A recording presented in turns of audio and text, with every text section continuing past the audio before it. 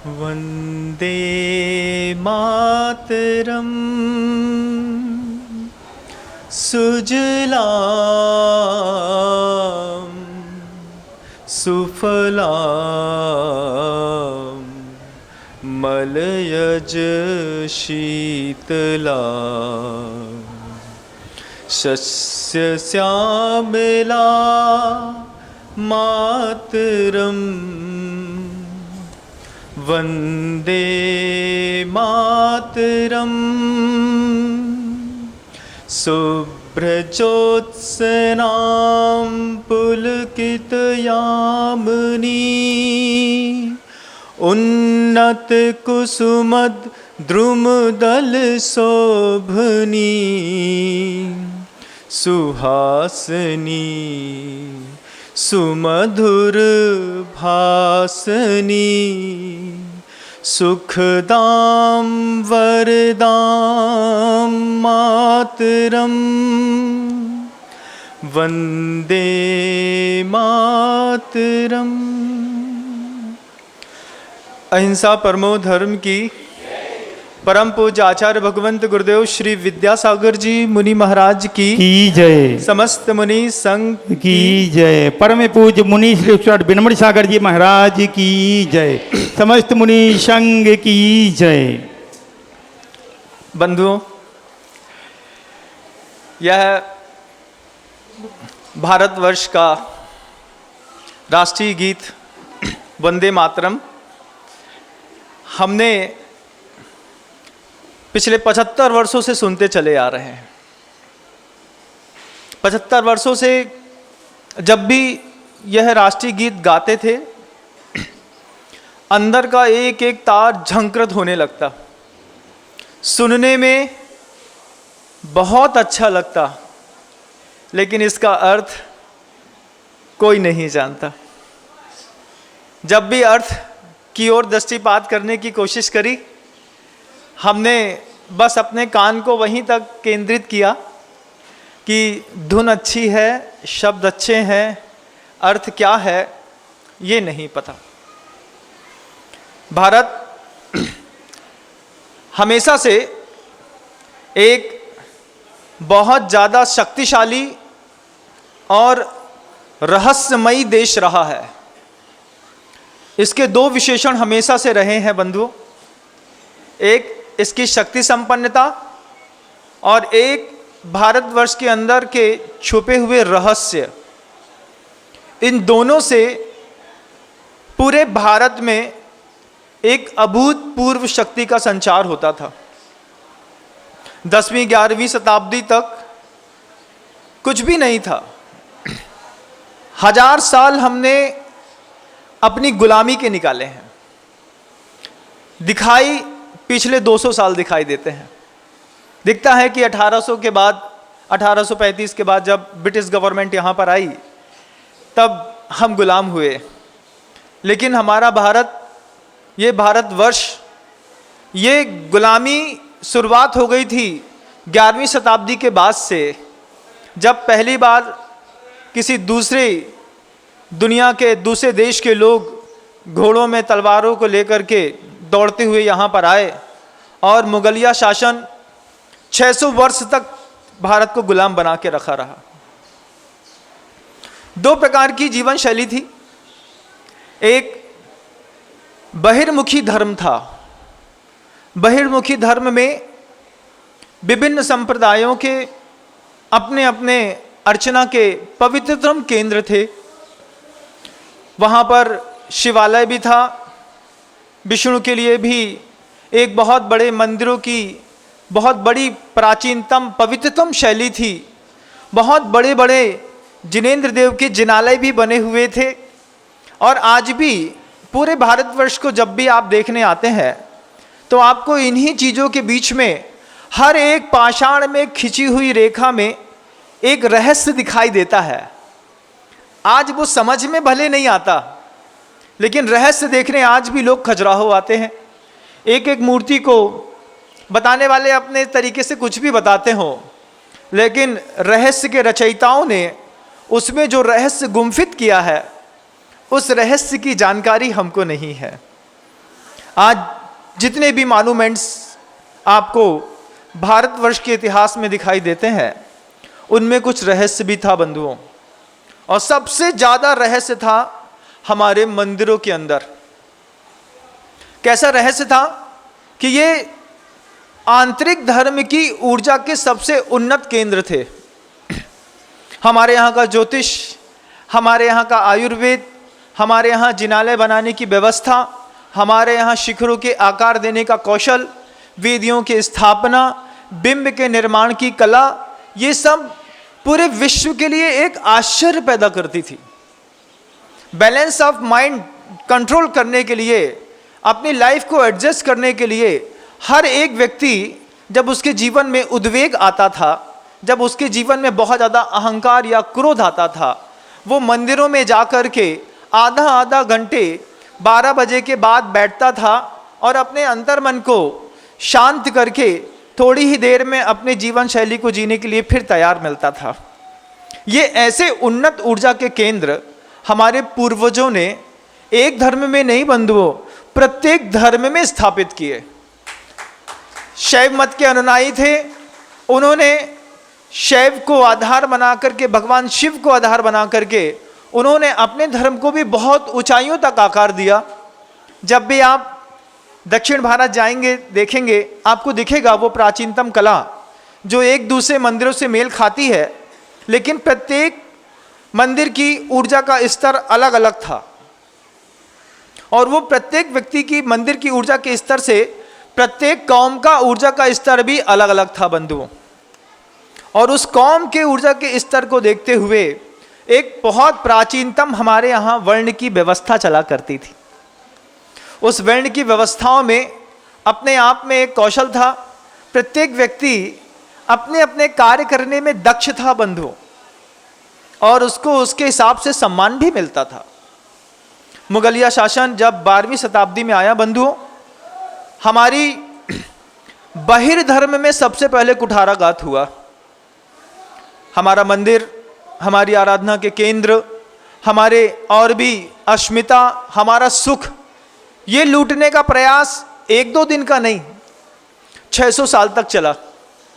600 साल तक मंदिरों को खंडहर में बदलने का एक आक्रमणकारी ऐसा कार्यक्रम चलाया कि जिसके नाम से देश में बदनामी हुई।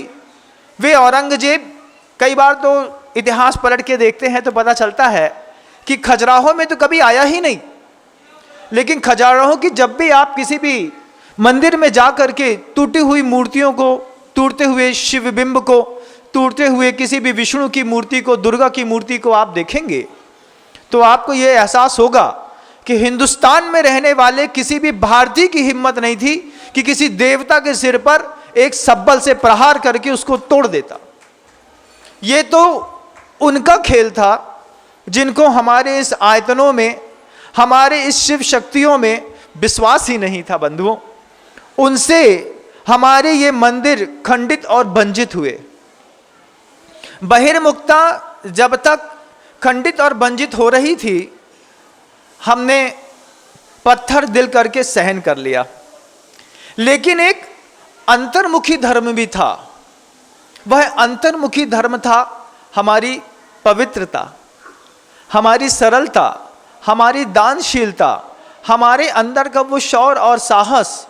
जब हमारी पवित्रता में किसी भी कौम ने कुठाराघात करने की कोशिश करी, उसी समय एक नए युद्ध का आगाज हुआ।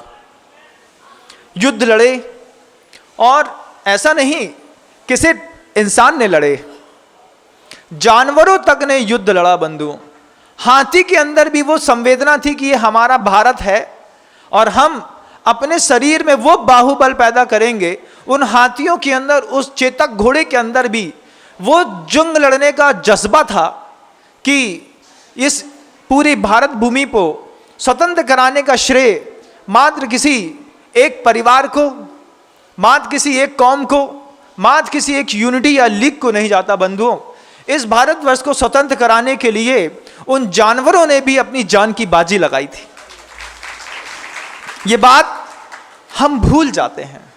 हमको हमेशा, मनुष्य है ना, हमेशा अपनी ही बुद्धि और अपने ही विवेक में सिर्फ हम ही दिखाई देते हैं, और भूल जाते हैं कि जिस हाथी पे के ऊपर चढ़ करके हमने तलवार चलाने का शौर्य दिखाने की कोशिश की थी, सबसे पहले उस हाथी के 2 बड़े दांत ने सामने वाले सारथी और राजा को मार करके अपना कौशल खुद दिखा दिया था। वो हाथी, मेरे साथी का वो सीन देखिएगा, जब अपने मालिक को बचाने के लिए हाथी बीच में आकर के गोली खाना पसंद करता है।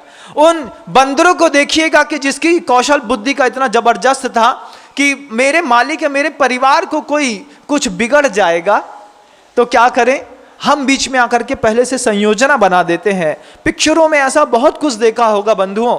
उन कुत्तों से भी हमको बहुत कुछ सीखना है जो अपने मालिक की सूखी रोटी खा करके घर के दरवाजे पर बंधा रहता था, लेकिन जिसका संकल्प था कि जिस पवित्र वातावरण और घर में रह करके मैं जिसकी रोटी खाता हूं उसके घर की एक एक संपत्ति की सुरक्षा करना मेरा पहला कर्तव्य है। उन जानवरों से भी हमको ये सीखना है। ये स्वतंत्रता दिवस हमको सिर्फ हमारे बाहुबल और कौशल से नहीं मिला, हमारे साथ जानवरों ने भी अभूतपूर्व सहयोग किया है। इस स्वतंत्रता दिवस के दिन बंधुओं, आप पहले ये विचार कर लें कि ये पूरा भारत देश स्वतंत्रता दिवस मनाना चाहता है कि स्वाधीनता दिवस मनाना चाहता है। 2 अलग अलग शब्द हैं और दोनों शब्दों की अलग अलग व्याख्याएं और अलग अलग अर्थ होते हैं। कभी हमने पेपर में प्रिंट कर दिया स्वाधीनता दिवस, कभी हमने पेपर में प्रिंट कर दिया स्वतंत्रता दिवस। असलियत में आप मनाना क्या चाहते हैं, पहले अपनी धारणाओं में निश्चित कर लीजिएगा। स्वतंत्रता दिवस का शब्द का अर्थ अलग है। मुगलिया शासन में हमने जब हमारे मंदिरों के ऊपर, हमारी आस्थाओं के ऊपर, हमारे कॉन्स्टिट्यूशंस एंड रिलीजन के ऊपर जब हमारे ऊपर किसी ने कुठाराघात किया, किसी ने किसी कट्टर हिंदू को जब मांस खिलाने की कोशिश करी जिसने जनेऊ पहनी थी, तब उससे रहा नहीं गया। जिस गाय को अपनी वो माता मानता था, लोगों ने काट करके उसके घर के सामने ही उसका सिर और कलेजा टांग दिया, तब हमसे रहा नहीं गया। वैसे तो हमने अपने ऊपर बहुत जुल्म सहे, लेकिन जब धर्म के ऊपर आन पड़ी, जब आस्था के ऊपर आन पड़ी, तो हमने पहले ही कहा कि भारत एक बहुत शक्तिशाली और रहस्यमयी देश है बंधुओं। इसकी शक्ति का भी पार नहीं है और इनके रहस्यों का भी पार नहीं है।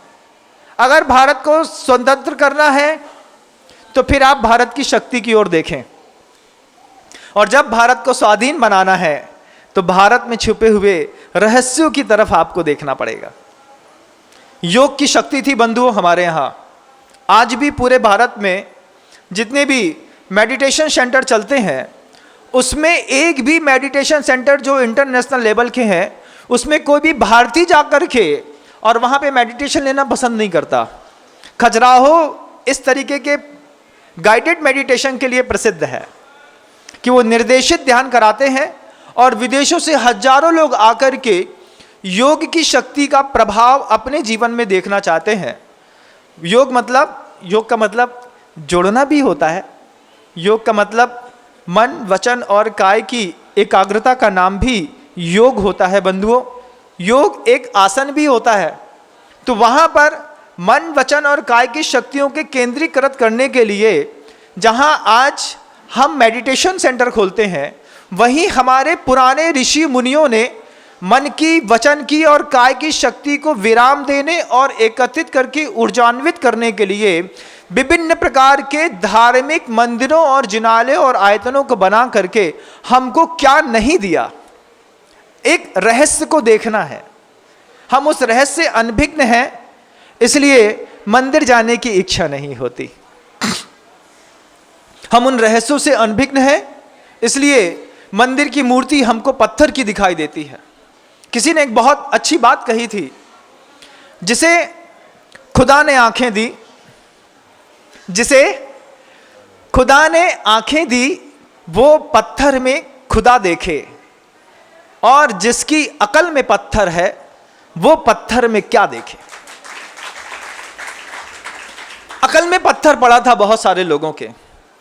वो जो मुगलिया शासन था वो भी उन पत्थरों के, उन पाषाणों के अंदर बैठे हुए देवता को देख नहीं पाया। उस रहस्य को भी समझ नहीं पाया बंधुओं।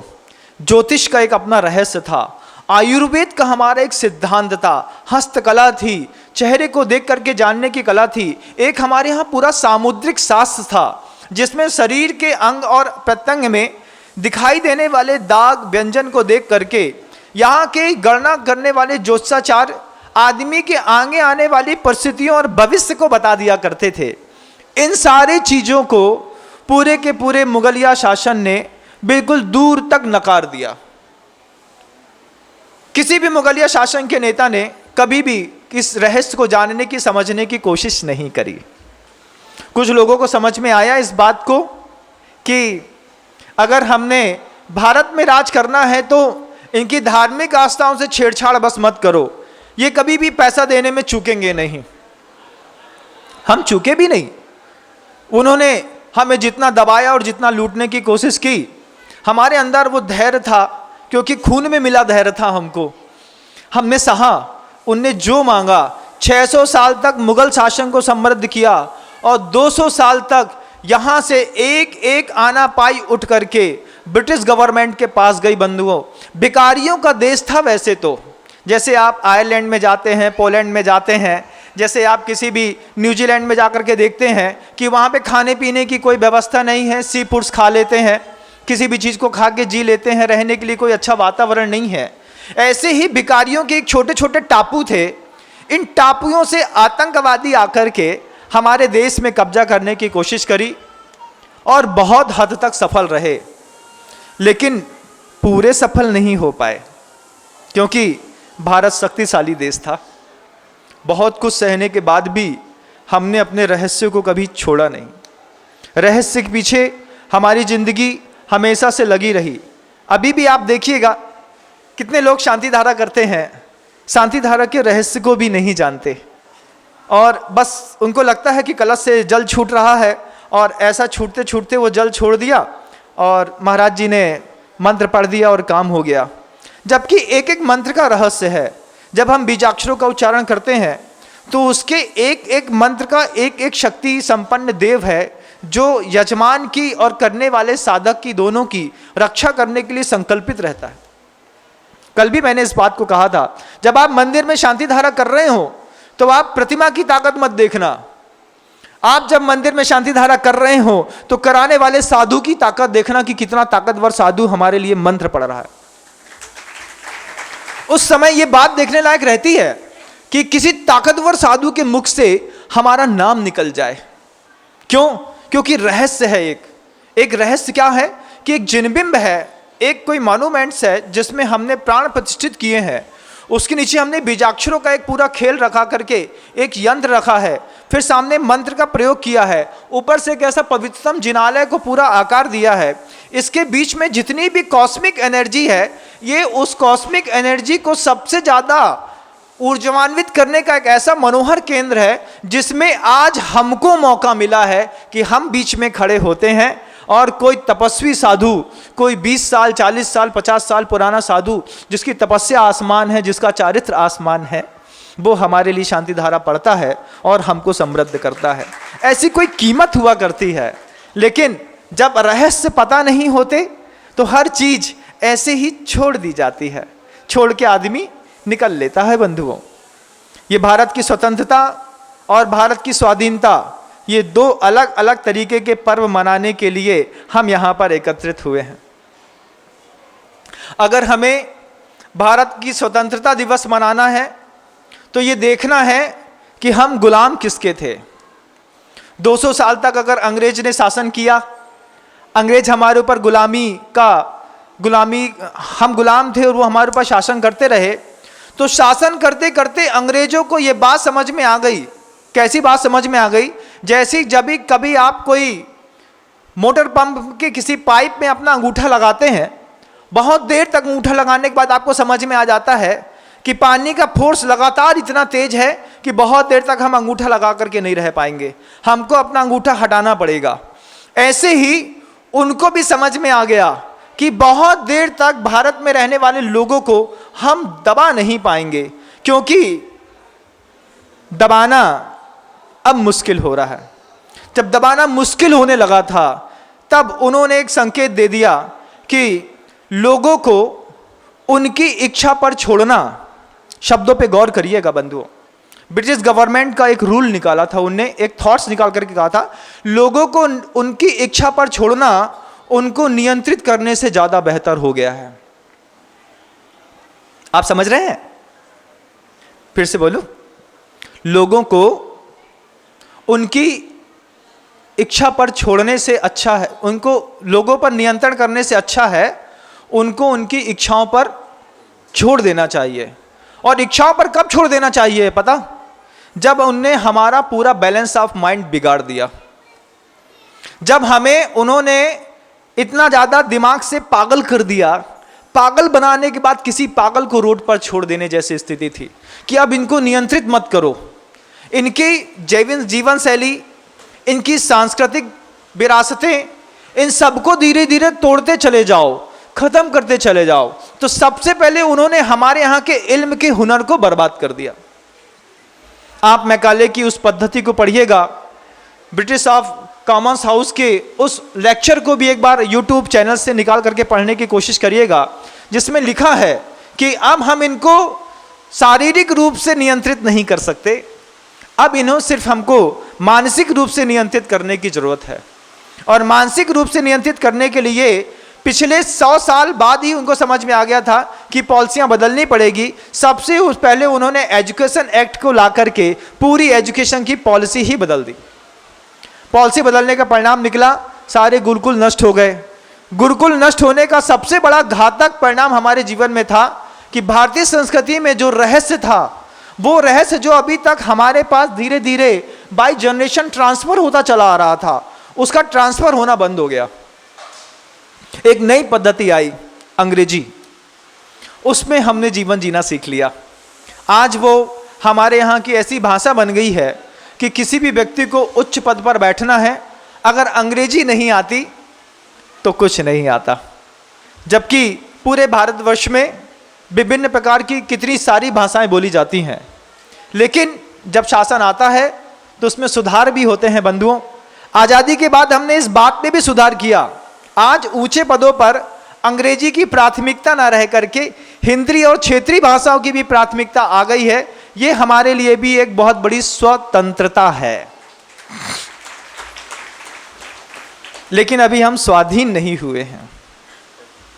स्वतंत्रता तो मिल गई है, लेकिन सिर्फ मनुष्यों को मिली है बंधुओं भारतवर्ष के अंदर।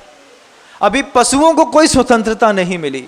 उस चेतक के घोड़े को उसका कर्ज लौटाना हम भूल गए, उस हाथी का कर्ज लौटाना हम भूल गए हैं, उस गाय का कर्ज लौटाना अब हम भूल गए हैं। हम भूल गए हैं, हमको अपने दिमाग में इतना भरोसा है जो भी है सिर्फ हमारे लिए है।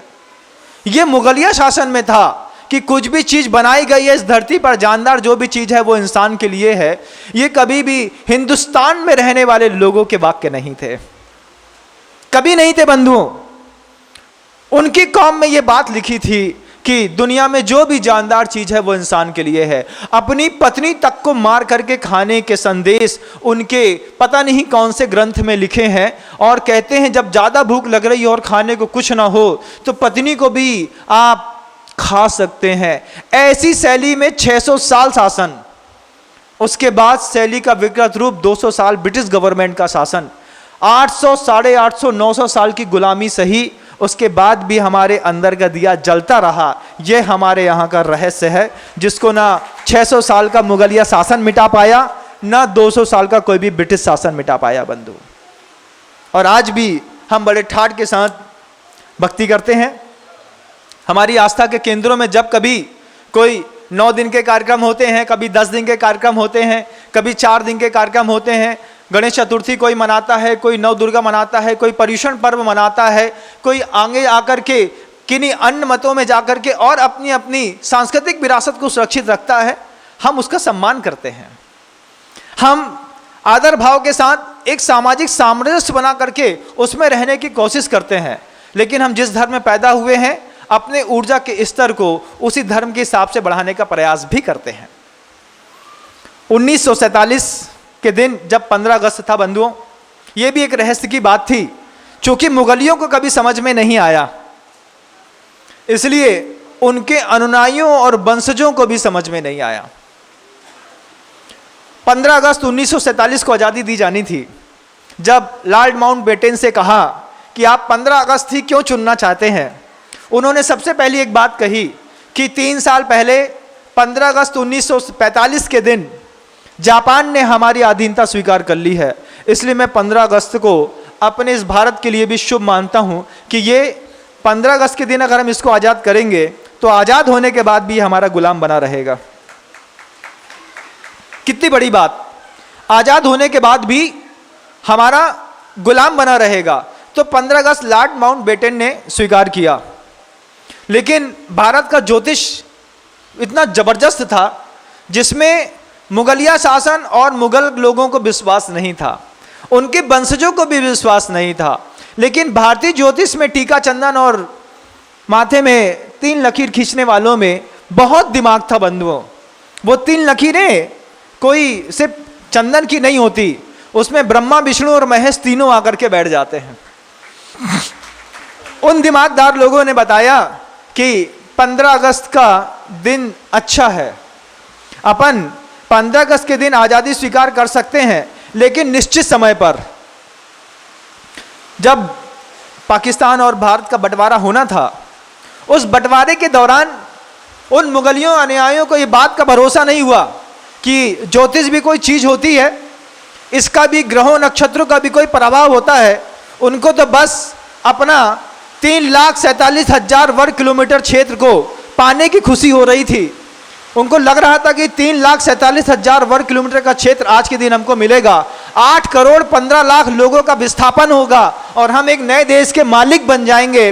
उन मालिक बनने वाले लोगों ने कभी भी भारत के उस ज्योतिष की तरफ ध्यान नहीं दिया बंधुओं, घाटा आज तक उठा रहे हैं।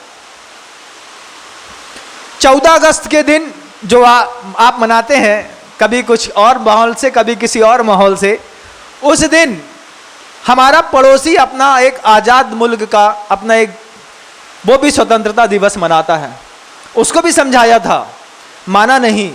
पुनर्वसु नक्षत्र में जब गुरु बिल्कुल न्यूनतम स्थल पर था, जब ज्योतिषाचार्यों ने कह दिया था कि इस समय अगर किसी ने अपनी स्वतंत्रता स्वीकार की तो वो हमेशा भिखारी बना रहेगा, कभी भी उसके घर के अंदर सुख और समृद्धि नहीं रहेगी। उन मुगलिया शासन के अनुयायियों को ये बात बिल्कुल भी समझ में नहीं आई और पुनर्वसु नक्षत्र में गुरु की न्यूनतम स्थिति पर उनको इतनी जल्दीबाजी थी कि सबसे पहले हम अपने आप को स्वतंत्र घोषित करेंगे और 14 अगस्त के दिन उन्होंने स्वतंत्रता स्वीकार कर ली। आज परिणाम देख लीजिए, दूध 300 रुपये लीटर बिकता है। आलू टमाटर खरीदने जाओ तो कीमत 400 450 रुपये किलो पे पहुंच गई है। कुछ लोग दिखते हैं साफ सुथरे, सुनते हैं कि कराची भी बंबई के बराबर दिखाई देती है, लेकिन अंदर से कितनी खोखली हो गई है वहाँ के रेट और इकोनॉमी से पता कर लीजिए।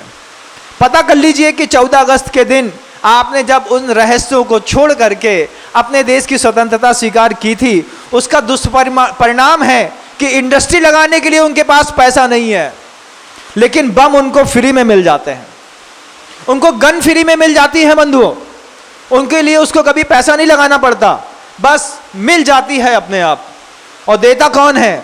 जिसने 200 साल हमारे ऊपर गुलामी का थप्पा लगाया था। हमें जिन्होंने 200 साल तक गुलाम लगा था, आज उसके डॉलर की कीमत इतनी ऊंची हो गई है कि वो फ्री में आधी रेवेन्यू से बम और बंदूक बनाने में खर्चा करता है और पूरे विश्व में कई देशों को फ्री में बांटता है। उनके यहाँ खाने की कीमत कंट्रोल नहीं कर पाए, कैसी स्वतंत्रता है सोचिएगा आप। उनके यहाँ शुद्ध भोजन मिलना मुश्किल है, उनके यहाँ साफ सुथरी गाय दिखना मुश्किल है, उनके यहाँ बहुत कुछ मुश्किल का वातावरण है, आबरू भी बहुत मुश्किल में है बंधुओं। और उस समय रहस्यमयी देश की स्वतंत्रता को प्राप्त करने के पूर्व यहाँ के जोशाचार्यों ने कही थी ये बात कि भाई भाई को काट के खा लेगा, अभी आज का दिन बहुत खराब है, लेकिन माने नहीं। आज उसको देख लीजिए, बांग्लादेश और पाकिस्तान का विभाजन देख लीजिए अफगानिस्तान और पाकिस्तान के बीच की लड़ाइयाँ आप देख लीजिए, कितनी टूट फूट मची है पुनर्वसु नक्षत्र में गुरु की न्यूनतम दशा के साथ। और वहीं थोड़ी देर की बात थी, जोशाचार्यों ने जवाहरलाल नेहरू को भी बता दिया था कि 12 बजे से पहले इस मंच को, इस सभा को छोड़ दीजिएगा। रात के आधी रात को जब आप आज़ादी, एक बुक है बंधुओं, आधी रात को आज़ादी, आप अगर स्वतंत्रता दिवस मनाना चाहते हैं तो जीवन में एक बार उस किताब को जरूर पढ़िएगा। आपको इतिहास की जानकारी पता चलेगी, आपको पता चलेगा कि आधी रात को आज़ादी क्यों मिली। 15 अगस्त के दिन में तिरंगा नहीं फहराया गया बंधुओं, आधी रात को 12 बजे 1 मिनट पहले हमारा पड़ोसी मुल्क पाकिस्तान बना, 1 मिनट बाद ये हिंदुस्तान बना। इसमें भी एक कंट्रोवर्सी पैदा हुई, इसका नाम हिंदुस्तान रखें कि भारत रखें। कितने 3 नाम हैं जहां पे हम जिसकी रोटी खाते हैं। हिंदुस्तान भी नाम है, उसका भारत भी नाम है और उसका इंडिया भी नाम है। इन तीनों की राशियां भी अलग अलग हैं। शब्दों का एनर्जेटिक वैल्यूएशन भी तीनों शब्दों का अलग अलग है और सबसे उच्चतम स्तर पर है अगर आप अपने देश को भारतवर्ष कह करके पुकारते हैं तो। हिंदुस्तान कहते हैं, उसका एनर्जी लेवल जो है 180 कैलिबर का है, लेकिन आपको आश्चर्य होगा कि इंडिया का जो एनर्जी लेवल है वो सिर्फ 30 कैलिबर का है और वहीं भारतवर्ष का जो एनर्जी लेवल है वो 400 कैलिबर के नाम के साथ है बंधुओं। अपने आप में ये शब्द का भी बहुत बड़ा विज्ञान है, क्योंकि हम भारतीय हैं। 1000 बार किसी बच्चे का नाम रखने से पहले गुरुओं से पूछ लेते हैं कि हमारे बच्चे का नाम क्या रखें। जो इतनी बड़ी माँ है, इतना बड़ा देश है, उसका नाम रखने के पहले हमने एक भी बार नहीं सोचा कि इसका नाम हम बार बार इंडिया इंडिया इंडिया कह करके पुकारते हैं। इस इंडिया शब्द ऐसा है जैसे हमारे लिए किसी बच्चे का नाम रावण या कंस रख देना है, और हमने रख दिया। उसकी पूरी प्रकृति रावण और कंस के जैसी होती चली जा रही है। जबकि हम अगर अपने नाम को गौरव के साथ, अगर हम कहीं पर भी कॉन्स्टिट्यूशन में, किसी भी संविधान में हम भारत लिखना पसंद थे, कॉन्स्टिट्यूशन ऑफ भारत भी लिखा जा सकता है, लेकिन लिख दिया कॉन्स्टिट्यूशन ऑफ इंडिया। क्यों?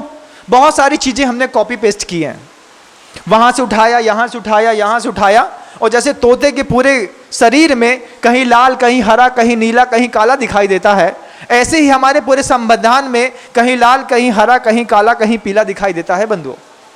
हमने अपनी प्रज्ञा के साथ जो हमारे ऋषि मुनियों के संविधान थे उसको चुपचाप किनारे रखा। हर ग्रंथ में देश चलाने की नीतियां लिखी हैं, हर ग्रंथ में। चाहे आप अथर्ववेद, ऋजुर्वेद, सामवेद इसको उठा लीजिए, चाहे आप 84 उपनिषद उठा लीजिए, आप महाभारत से देश चलाने की कला सीख लीजिए, आप रामायण से पूरे विश्व को समृद्ध करने की कला सीख लीजिए, और आप चाहें तो तत्वार सूत्र के माध्यम से, जैन दर्शन में पढ़ी हुई उन ग्रंथों के माध्यम से भी अपने देश को चलाने की कला सीख लीजिए। ऋषि मुनियों ने देश को चलाने की कला वैश्विक धर्म के हिसाब से लिखी थी। हमारी कला संस्कृति इतनी कैसी समृद्ध थी, आप उसका एक रूपक देखिए, आपको आनंद आएगा, आपको लगेगा कि ऐसा तो हमने कभी सुना नहीं था। 4 प्रकार की कथाओं करने के बारे में ऋषि मुनियों ने संदेश दिया कि जब भी जनता के बीच में बहुत महानतम रहस्यमयी शक्तियों से संपन्न वे साधु बैठे तो 4 प्रकार की कथाएं करें। कैसी करें? कि लोगों के हृदय में संवेग पैदा हो। संवेग क्या है? कि कोई भी पशु पक्षी है, उसको मारने के लिए जो क्रूरता एक हमारी अनादिकालीन संस्कारों के कारण आई है, उस क्रूरता का विनाश करने की कथा सुनाने की शैली सिखाई। किसी को हिंसा मत करो। हर धर्म में ये अहिंसा परमो धर्म है, ये मात्र जैनों का सूत्र नहीं है बंधुओं, ये वैश्विक धर्म है और विश्व का प्रत्येक ग्रंथ इस बात का समर्थन करता है। चाहे आप कुरान उठा लीजिए या पुराण, आप किताबों में आयातें ढूंढ लीजिए या कोई श्लोक, किसी ऋचाओं की ओर चले जाइए या किसी गाथाओं को उठा लीजिए, हर गाथाओं के बीच में एक संवाद का एक मर्म निकलता है। बोलते धर्म का मर्म क्या है? तो हर व्यक्ति, हर धर्म, हर ग्रंथ, हर लाइन, हर पंक्ति कहती है अहिंसा। वो वैश्विक धर्म है। उस वैश्विक धर्म को जीने की कला गांधी ने सीखी। उस वैश्विक धर्म को जीने की कला भगवान महावीर और आदिनाथ ने सीखी। उस वैश्विक धर्म को जीने के लिए जीवंत गुरुदेव आचार्य भगवंत विद्यासागर जी महाराज आज भी इस धरती पर विचरण कर रहे हैं बंधुओं, और दुनिया को अहिंसा का मनोहर संदेश दे रहे हैं। ये कला थी हमारे यहाँ की, इस कला में कुठाराघात हुआ, सहन नहीं हुआ।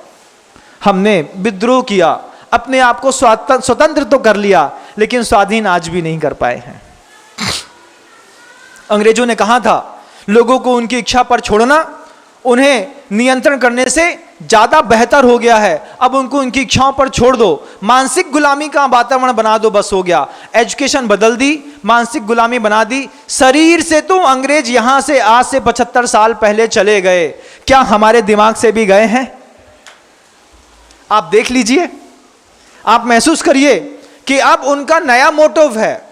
उस समय शरीर के साथ उन्होंने गुलाम बनाया था, आज उन्होंने ग्लोबल बिजनेस को स्टैंड करके हमारे देश को एक बहुत बड़ा खरीदार बना करके खड़ा करके नपुंसक बनाता चला जा रहा है। आज हमें टीवी चाहिए तो विदेशी कंपनी की, आज हमें मोबाइल चाहिए तो विदेशी कंपनी का। बिना एप्पल और बिना सैमसंग के हमारा काम ही नहीं चलता है। क्यों महाराज? स्टैंडर्ड नहीं है। क्यों स्टैंडर्ड नहीं है पूछा जाए तो स्टैंडर्ड क्यों नहीं है? जब ये बात पूछी जाएगी तब पता चलेगा कि स्टैंडर्ड तो इनके पास भी नहीं है। इनको स्टैंडर्ड देती है हमारे भारतवर्ष के अंदर चलने वाले कुछ विश्वविद्यालय, जिनको हम IIT और IIM कहते हैं। यहां से होता क्या है कि जब अंग्रेज यहां से चले गए तो उन्होंने यहां पर IIT की स्थापना की, IIM बनाया। क्यों बनाया? कि भारतवर्ष के अंदर का जितना भी क्रीम माइंड होगा, वो क्रीम माइंड धीरे से हमारे इस कॉम्पिटिटिव एग्जाम को फाइट करके हमारे इस इंस्टीट्यूट में प्रवेश ले लेगा।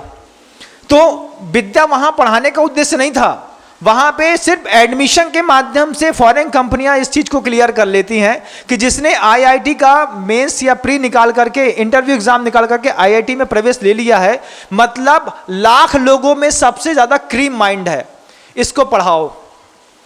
100% प्लेसमेंट स्टार्टिंग 20 लाख से 25 लाख से IIT के इंजीनियर्स की होती है। सिविल का हो, मैकेनिकल का हो, सॉफ्ट इंजीनियर हो, कोई भी हो, IIT में एडमिशन ले लिया है।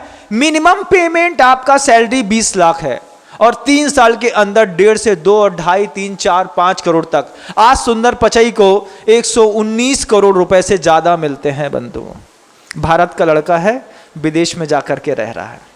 क्या किया है?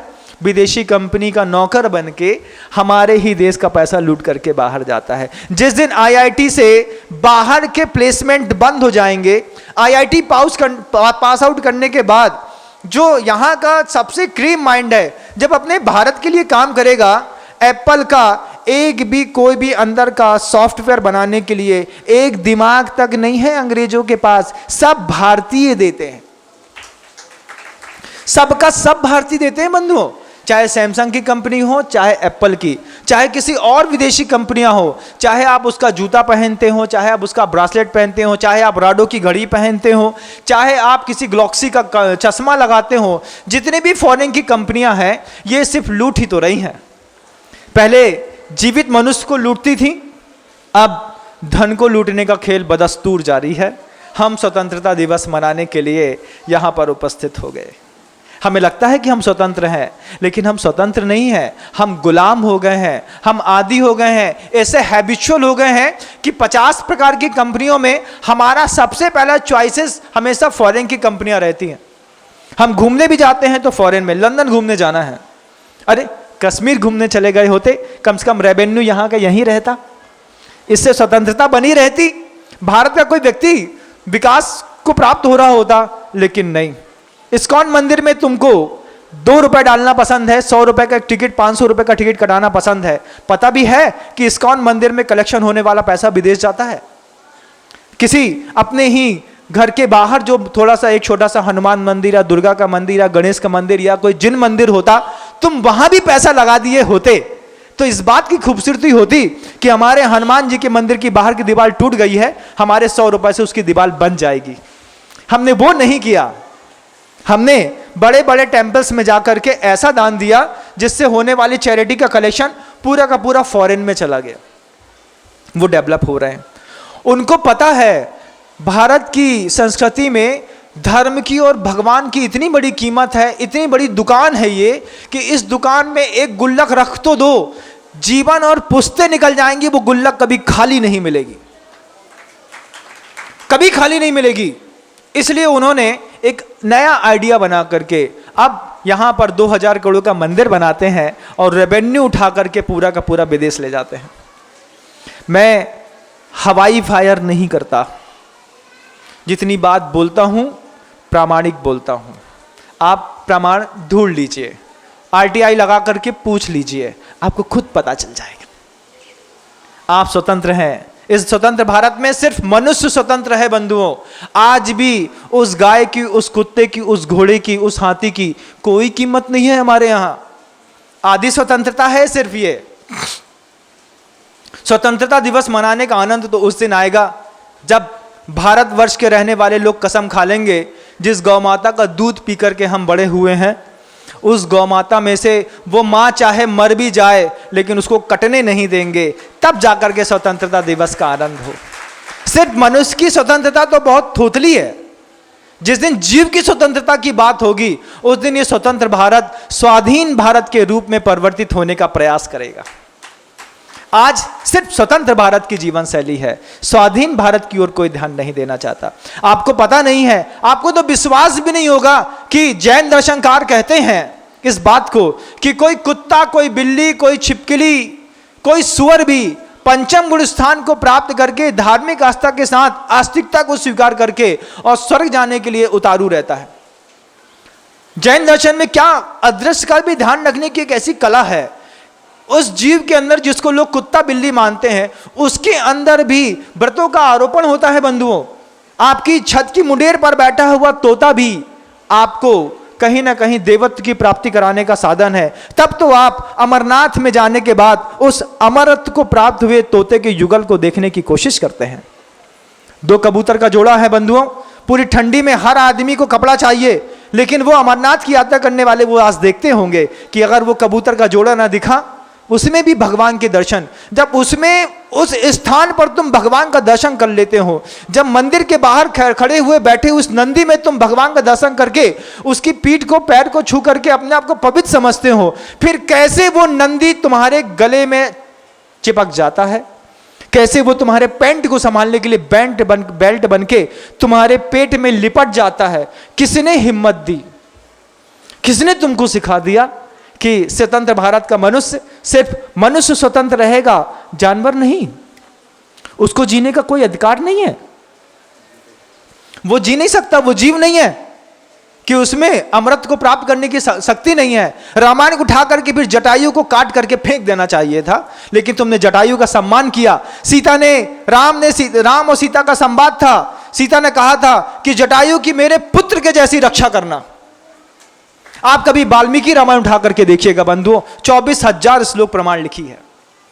उसमें सीता कहती है कि इसने मेरी अस्मिता की रक्षा की है, इस पंछी ने, इसकी मेरे पुत्र के जैसे घायल हो गया है, इसका पंख टूट गया है, शरीर छिन्न भिन्न हो गया है। तो सैनिकों से कहती है जैसे मेरे बच्चे की रक्षा की जाती है, ऐसे मेरे इस जटायु पंछी की रक्षा करना। आज हम उसका मांस प्लेट में उठा करके खा लेते हैं और अपनी स्वतंत्रता मनाने का दम्भ भरते हैं। ये कैसी झूठी स्वतंत्रता है?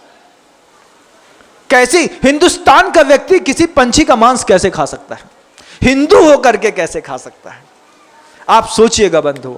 लेकिन सेंटर पे सेंटर बढ़ते जा रहे हैं, कहीं बिरयानी सेंटर ज्यादा खुल रहे हैं, कभी कबाब का सेंटर ज्यादा खुल रहा है। हर एक स्टॉल पर कहीं भी कोने से निकलते हैं, ऐसी बुरी गंध दुर्गंध आती है कि जनेऊ की, टीके चंदन की पूरी कीमत खत्म हो जाती है बंधुओं। उस सूंघने के बाद आप क्या सोचते हैं कि जब किसी आपने अपशिष्ट द्रव्य का वो भाव भी, सुगंध, गंध भी सूंघ ली, तो क्या आपकी अंतरात्मा दूषित नहीं होती? जिनकी होती है वो मंदिरों में जाकर के पंचामृत पीते हैं और फिर अपने आप को पवित्र करने का प्रयास करते हैं। बोले नाक से उसकी दुर्गंध चली गई थी, मुंह से थोड़ा सा जल डाल करके अपने शरीर को पवित्र करना चाहता हूं।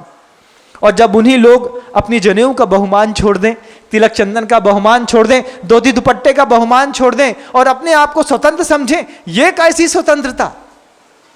क्या मनाने का उद्देश्य है? सिर्फ तिरंगा हाथ में लहराने से बात नहीं होती बंधुओं, तिरंगा दिल में भी लहराना चाहिए। हम खुल के कहते हैं इस बात को।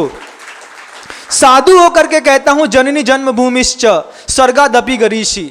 जितनी बार जन्म मिले इस साधु पर्याय को छोड़ने के बाद भी प्रभु से प्रार्थना होती है, इस भारत भूमि के अलावा भगवान कहीं पैदा मत कर देना। हम उस संस्कृति में रहने वाले लोग, हमारे साथ कर्म शब्द जुड़ा है, और उस कर्म को सिर्फ हमने कर्म को अकेला नहीं छोड़ा, कर्म छोड़ा, कर्म का उदय, कर्म शब्द जुड़ा, कर्म फल जुड़ा, कर्म का बंध जुड़ा, कर्म को भोगने वाले कर्म के सिद्धांत जुड़े। इन सब चीजों के बीच में हमने जीवन जिया है, और फिर कर्म से मुक्त होकर के, स्वाधीन होकर के कितने अनंत भव्य आत्माएं हैं जो सिद्ध लोक में जाकर के विराजमान हो गई हैं। स्वाधीनता दिवस मनाने में और स्वतंत्रता दिवस मनाने में बहुत अंतर है बंधुओं, बहुत अंतर है। ना अभी हम स्वाधीन हैं, ना अभी हम स्वतंत्र हैं। स्वयं की गुलामी से मुक्त हो जाने वाले लोग स्वाधीन कहलाते हैं। 5 इंद्रियों का असंयम जो हमें पल पल पर परेशान करता हो, जिसके कारण हमारी आंख, कान, नाक, मुंह, जिह्वा, जबान और स्पर्शन इंद्री हमारे कब्जे में ना रहती हो, जब हम इसको अपने कब्जे में कर लें, तब बोलना कि आज हमने स्वाधीनता दिवस मना लिया है। और इस स्वाधीनता दिवस मनाने की शुरुआत करते हैं वे लोग जो अहिंसा का स्वीकार अपने जीवन में कर लेते हैं। कोई 2 प्रतिमा के, 5 प्रतिमा के, 10 प्रतिमा के महाव्रतों को ग्रहण करके वो बताते हैं कि हर चीज हमारे नियंत्रण में है, हम स्वाधीन भारत में रह रहे हैं। आप स्वतंत्र भारत में रह रहे हैं बंधु। स्वतंत्र भारत में भी सिर्फ आपको स्वतंत्रता है, अभिव्यक्ति की आजादी इतनी भी नहीं मिली है कि कुछ भी बोल जाओ। इसमें भी माइंड योर लैंग्वेज एक शब्द आता है, उसको भी स्वीकार करके जीना पड़ता है, अपने शब्दों पे ध्यान देना पड़ता है। लेकिन चेतना को जागृत करने के लिए, बहुत कुछ समझने के लिए हमको अपने अंतर्मन को तैयार भी रखना पड़ता है। हमारी ऐसी खुली आस्था थी, हमने एक बार अभी बीच में कहते कहते मेरे दिमाग से वो बात निकल गई। 4 प्रकार की कथाओं को करने में हमारी इस पूरे दर्शन की जीवन शैलियां गुजरा करती थी।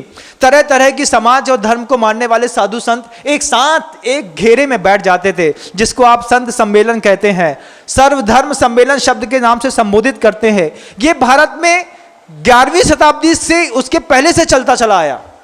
वैदिक संप्रदाय, समर संप्रदा, दोनों ने कंधे से कंधा मिलाकर के अपने आप को सुधारा है बंधुओं। और जब ये 4 प्रकार की कथाएं करते थे, जिसमें संवेग पैदा करने वाली कथा होती थी, उस संवेग पैदा करने वाली कथा में क्या था महाराज? उस संवेग पैदा करने वाली कथा में बताया जाता था संसार इतना विचित्र है, इतना पापमय है, इसको थोड़ा सा त्याग करके, संयम स्वीकार करके अध्यात्म के मार्ग को स्वीकार करो। जब 2 संस्कृतियां आपस में बैठ करके संवेग की कथा करती थी, कई सारी भव्य आत्माएं हिमालय में जाकर के बैठ जाती थी, कई सारी भव्य आत्माएं सम्मेद शिखर जी के ऊपर जाकर के बैठ जाती थी। ये कला थी संवेग की, ये कथा थी निर्वेग की, कि दूसरे के ऊपर दया का भाव भी हो, दूसरे के प्रति हमारी भी उदारता बनी रहे। इन दोनों कथाओं को, संसार और शरीर के भोग से अपने आप को मुक्त करने की कला सारे धर्म के लोग बैठ करके एक साथ करते थे। उसके बाद रहा नहीं जाता था। हर दर्शन में, हर धर्म में, भारतीय संस्कृति में एक न्याय की व्यवस्था थी। जैन न्याय है तो शैव न्याय भी है, वैष्णव न्याय भी है, चारवाक भी है, सांख्य भी है, सारे मतों में न्याय की भी व्यवस्था है।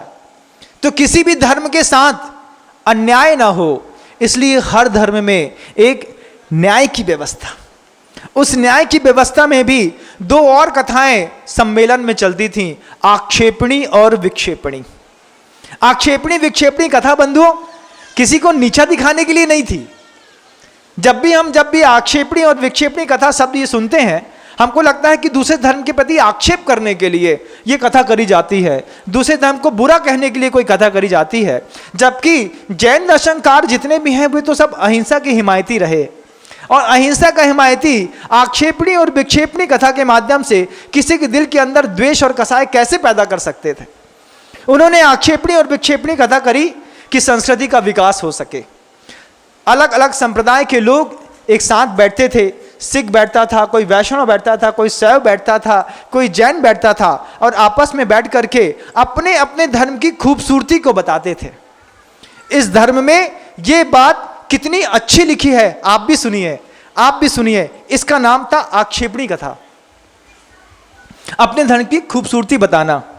और विक्षेप के माध्यम से दूसरों के धर्म में अगर कोई कमजोरी का शब्द लिख दिया गया हो या कोई व्यक्ति कमजोरी के आचरण में प्रवृत्त हो गया हो, एक दूसरे के धर्मगुरु आपस में बैठ जाते थे और बैठ करके दोनों को एक दूसरे को संस्कृति को विकास करने में ये कथाएं सहयोग करती थी।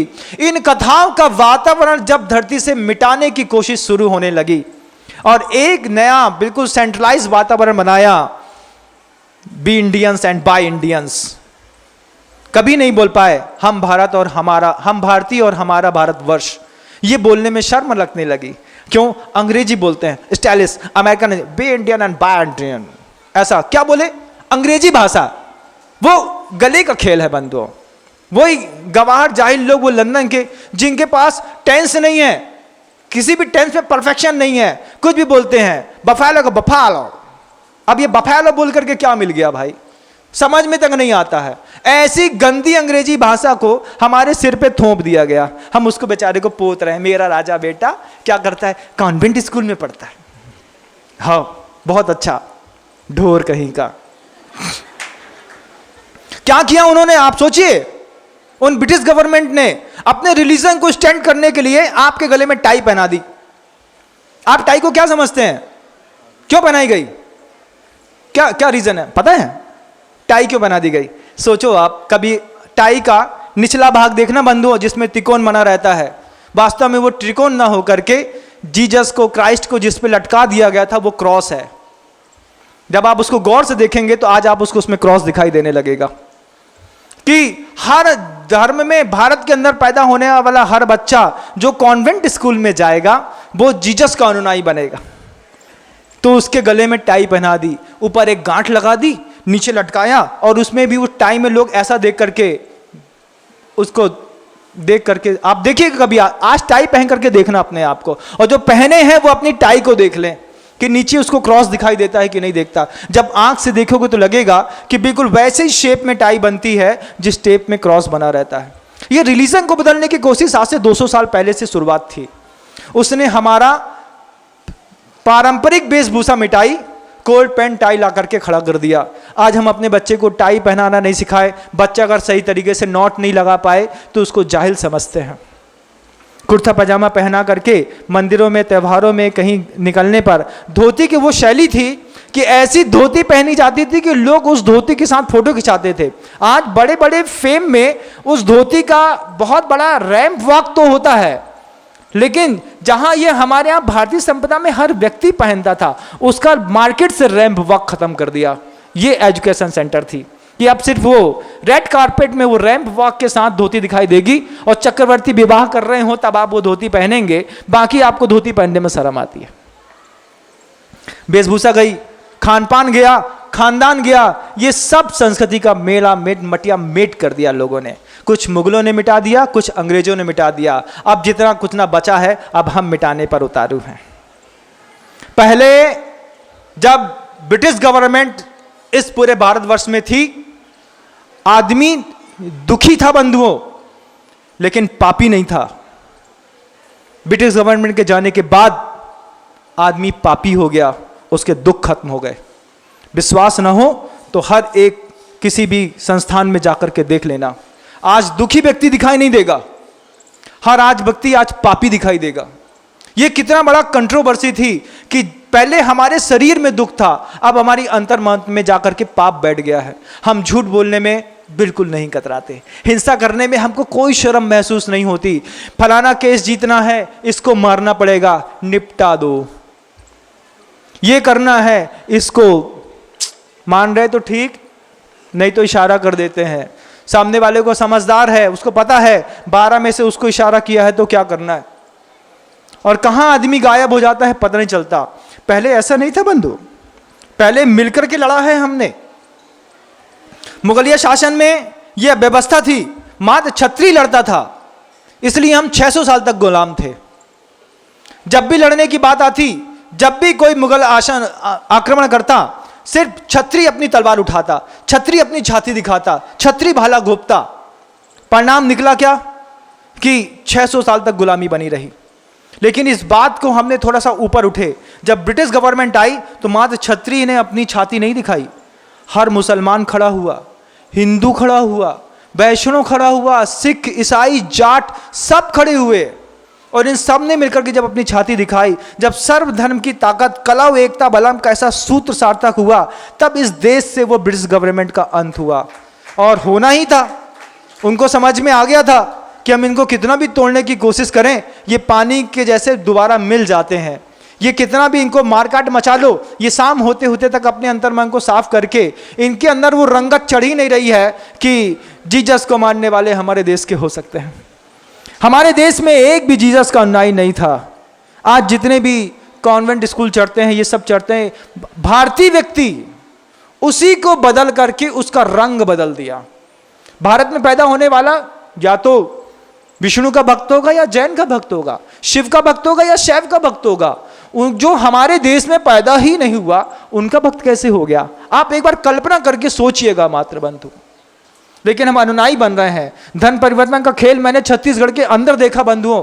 छोटे छोटे गांवों में आदिवासी लोगों को सुविधा देने के नाम पर ये खुलवा दिया, ये खुलवा दिया, ये खुलवा दिया, और मेडिकल और एजुकेशन की सुविधा देकर के कितने सारे लोगों को आज भी वो कन्वर्ट करने में लगे रहते हैं।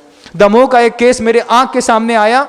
परिवार की 3 बच्चियां थीं, पिता को हार्ट अटैक आ गया, बच्ची के दिल में छेद था, उनके यहाँ पढ़ाने को, खाने को पैसे नहीं थे।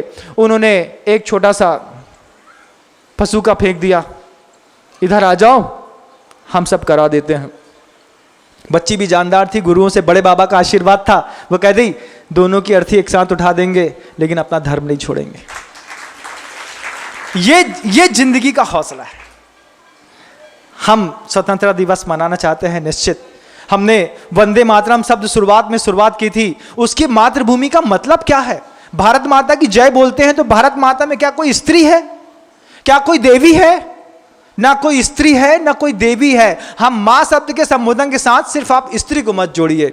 ये पर्वत है, ये नदियां हैं, ये जंगल हैं, ये जमीन है, ये अग्नि है, ये वायु है, इन सबको मिलाकर के ये भारत की भूमि बनी है। जो इस धरती का प्रयोग करता है, जो इस धरती में रहने वाले पर्वत के कारण अपने आप को सुरक्षित महसूस करता है, वो हर भारतवासी इस भारत माँ का कर्जदार है।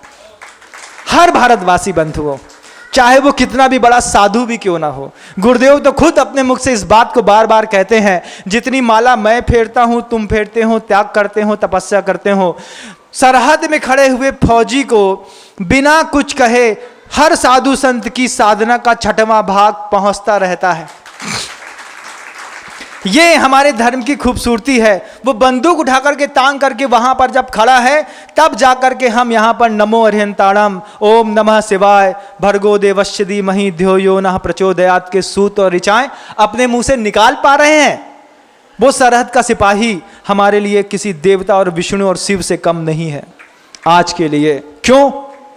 इतनी बड़ी उपाधि महाराज। हाँ, इतनी बड़ी उपाधि। जो रक्षक है बस वही हमारा देव है, चाहे फिर वो जिनालय में बैठा हो, चाहे सरहद में खड़ा हुआ हो। जननी जन्मभूमिश्च स्वर्गादपि गरिषि। बंधुओं, अपने आप में बहुत बड़ा गौरव है हमने भारत में जन्म लिया। बंधुओं, अपने आप को सौभाग्यशाली मानिएगा कि, और इस स्वतंत्रता दिवस को भी आज के दिन हम सब मिलकर के समझने का प्रयास करें कि वास्तव में हम अपने आप को स्वतंत्र बनाना चाहते हैं कि स्वाधीन बनाना चाहते हैं। क्योंकि स्वतंत्रता के ऊपर स्वाधीनता भी टिकी हुई है। अगर हम स्वतंत्र बनाना चाहते हैं तो विदेशी वस्तुओं का त्याग करें, और स्वाधीन बनाना चाहते हैं तो आप किसी भी धर्म के अनुयायी हैं, अपने गीता और पुराण को उठा करके पढ़ना शुरू करें। अगर आप पढ़ना शुरू करेंगे रामायण, आप पढ़ना शुरू करेंगे महाभारत, आप पढ़ना शुरू करेंगे तत्वार्थ सूत्र, आप पढ़ना शुरू करेंगे शावकाचार, आपको पता चलेगा कि आत्मा को स्वाधीन बनाने का क्या उपाय है। क्योंकि भारत शक्तिशाली देश भी है और रहस्यमय देश भी है। अगर रहस्य प्राप्त करना है तो रामायण आपको अपने हाथ में उठानी पड़ेगी। रहस्य प्राप्त करना है तो महाभारत के संवादों के साथ अपने जीवन शैली को सुधारना पड़ेगा। अगर आपको इस दुनिया में रहस्य प्राप्त करने हैं तो आपको मंदिर के अंदर बैठ करके ध्यान की वो कला फिर से विकसित करनी पड़ेगी और अपने आप को समृद्ध करना पड़ेगा। 15 अगस्त के दिन आप सब लोग इस समृद्धि की और एक नई गौरव गाथा लिखें। उस दिन संकल्प करें इस बात का कि रामायण हम दिन में एक बार जरूर पढ़ेंगे, चाहे फिर वो पांडुचरित्र के रूप में हो, फिर पद्म पुराण के रूप में हो, या फिर रामायण के रूप में हो, आप रामायण का चरित्र पूरे भारत में इंप्लीमेंट करा के देखिए, हर व्यक्ति समृद्ध होगा और राशन की दुकान में खैरात बांटने की किसी को जरूरत नहीं होगी। राशन की दुकानें नहीं है, ये खैरात बांटने के केंद्र हैं। जहां पे 1 रुपए में गेहूं बांटा जाता है, वो सिर्फ खैरात बंटती है और अपने आत्मविश्वास से लबालब भरे हुए लोगों को खैरात की कोई जरूरत नहीं पड़ती। जिनका विश्वास टूटा हुआ है, जो आत्मबल से हारे हुए हैं, जो भोगी हैं, वो वहां पर जाते हैं, खैरात उठा करके आते हैं, घर के अंदर खाते हैं। अगर रामायण के हिसाब से इस संविधान की रचना हो जाए, स्वतंत्रता दिवस के दिन संकल्प कर लें कि 5 मिनट सबसे पहले रामायण की 2 ऋचाओं का पाठ पहले संसद में किया जाएगा। एक पंडित वहां भी बैठा दो, उससे बोलो कि रोज 2-2, 3-3, 4-4 श्लोक का रामायण का संवाद होगा। उसके बाद संविधान के इस मंदिर में संविधान की शुरुआत होगी। आप धीरे धीरे 24,000 श्लोक प्रमाण वो रामायण पढ़ लेंगे और देश को सुधरने के एक नए तरीके मिलेंगे। गाय भी सुरक्षित रहेगी, घोड़ा भी सुरक्षित रहेगा, हाथी, ऊंट, बंदर, बिल्ली, ये जानवरों को भी स्वतंत्रता और स्वाधीनता मिलेगी, आपको भी स्वाधीनता मिलेगी और खैरात बांटने की ये सारी कार्यक्रम बंद कर दिए जाएंगे। आज खैरात बांटी जाती है बंधुओं, ध्यान रखिएगा। राशन कार्ड के माध्यम से अंग्रेजों ने ये शुरुआत कर दी थी। सस्ती सीमेंट मिलेगी, सस्ती शक्कर मिलेगी। वो जानते थे भारतीय व्यक्ति मीठा खाने का शौकीन है, उसको मीठा चाहिए, तो सबसे पहले शुरुआत हुई थी राशन कार्ड के माध्यम से शक्कर बांटने की। फिर शक्कर बांटने के बाद उसमें हमने झोपड़पट्टी के मकान रहते थे भारतों में, झोपड़ी टान दी, नींव मजबूत बना दी पत्थर की, ऊपर का मकान जब चाहा तब उसका एंगल बदल दिया। इतने प्रॉपर तरीके से खप्पर लगाते थे, उसके ऊपर घास लगाते थे, फिर गोबर लगाते थे। मजाल है कि अंदर एक बूंद पानी गिर जाए और 4 साल के बाद भारतीय व्यक्ति अपने घर का पूरा स्ट्रक्चर बदल देता था। आर्किटेक्ट टेक्नोलॉजी इतनी डेवलपमेंट में थी कि हमको जब चाहता था हम अपना बाथरूम छोटा बड़ा कर लेते थे, हमको जब चाहता था हम अपना किचन छोटा बड़ा कर लेते थे। परिवार समृद्ध हुआ, चौका बढ़ा लिया, परिवार समृद्ध हुआ, बाथरूम बढ़ा लिया, घर के दायरे बढ़ा लिए। क्यों? शैली ऐसी थी। जब उसको बदल करके इंजीनियरिंग आई और जब हमने सीमेंट के पक्के मकान बनाना शुरू किए, जब जंगल और जमीन को काटना शुरू किया और जब इनकी गवर्नमेंट ने अपने आप को लिटरेट और हमको इलिटरेट बना करके और हमको बेवकूफ समझाया, हमको खुद बताया कि तुम जाहिल हो, और हम उसकी बात मान भी गए, अपने आप को जाहिल समझने लगे। आज सड़े हुए बाथरूम में और सड़े हुए स्थानों में रहते रहते हमारी जिंदगी गुजर जाती है। ना हम अपने कभी चौका बदल पाते हैं, ना अपना कभी कमरा बदल पाते हैं। बंधुओं, उस कमरे को बदलने की शुरुआत की जब सीमेंट वहां पे बांटी। आपको मेरी बात समझ में आ रही है? मैं तेज बोल रहा हूं? आ रही ना अंदर तक? सुनो, स्वतंत्रता दिवस है ना, सुनो इस बात को कि वो सीमेंट बांटते थे कोटे के माध्यम से, शक्कर बांटते थे कोटे के माध्यम से। उन्होंने कोटा कोटा थोड़ा थोड़ा दे करके, उसमें भी मुसलमानों के यहाँ त्योहारों की संख्या कम थी, हिंदू संप्रदाय में संख्या ज्यादा थी, उनने उसमें भी ऊपर नीचे का लेवल कर दिया। ऊपर नीचे का लेवल करने पर क्या हुआ पता? ऊपर नीचे का लेवल करने हमारे दिमाग में भेदभाव फिर पैदा होने लगा। देखो वो उसको इतना मिलता है, हमको इतना मिलता है। और ये खैरात बांटने के केंद्र जब से बने हैं तो आज तक बने हैं, और आज भी कॉपी पेस्ट किए हुए संविधान में जीने वाले लोग। यहां पर राजनीति की नीति नहीं सिखाई गई बंधुओं, यहां धर्म की नीति सिखाई गई। ये वो पवित्र भारत है, शक्तिशाली भी है, रहस्यमयी भी है।